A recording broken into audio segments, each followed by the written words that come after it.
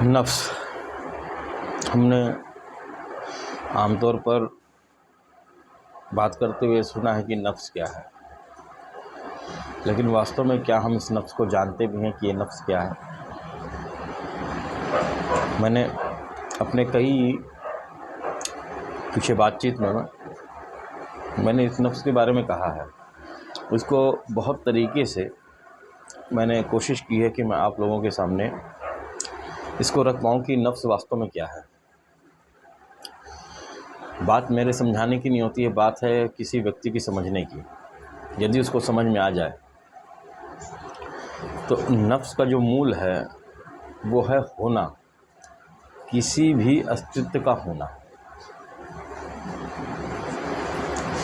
ये नफ्स जो है अलग अलग स्टेज पे, अलग अलग वक्त में, अलग अलग रूप में हमारे सामने प्रेजेंट होता है।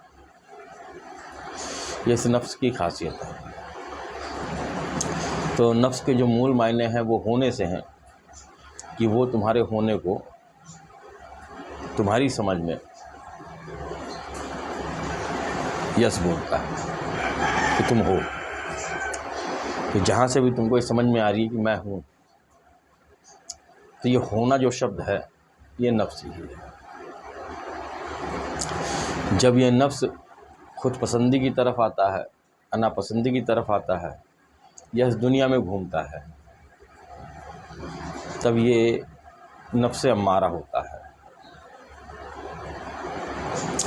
जब यही नफ्स जो है किसी की कृपा से, किसी की संगत में ये अपनी बुराइयों को पहचानने लगता है, जब इसमें ये शऊर आ जाए कि ये अच्छा और बुरा दोनों समझने लगे, तो वह नफ्स लव्वामा हो जाता है। तब यही अस्तित्व जो है, जो कि तर्क से, समझ से, अच्छे और बुरे में समझ कर पा रहा है, तब यही अस्तित्व जो है, यही होना जो है आपका, ये नफ्स लव्वामा हो जाता है।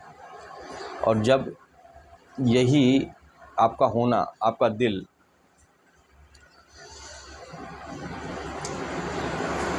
संतों के साथ में अच्छी चीज़ों में रमने लगता है, तब यही अस्तित्व आपका नफ्स मलूमा हो जाता है।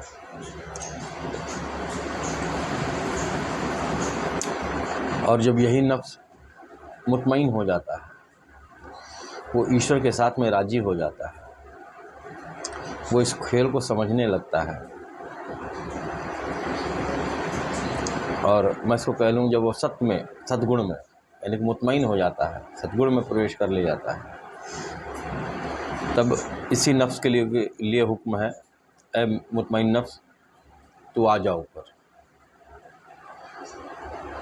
तो नफ्स जो है वो एक्चुअली आपका होना है, आपका अस्तित्व है, लेकिन जब ये दुनियादारी की तरफ होता है तो ये नफ्स अम्मारा के रूप में हमको दिखता है। और जब ये ईश्वर के रास्ते पे, सही रास्ते पे, सीधे रास्ते पे, सच्चे मार्ग पर चलता है, तो ये अपने औकात को बदलता है और हमको ऊंचाइयों की मंजिल पर लेके जाता है।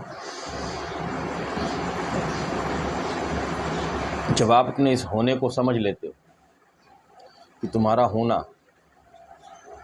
किस दम पर होना है, तुम्हारे होने के पीछे दरअसल हकीकत क्या है,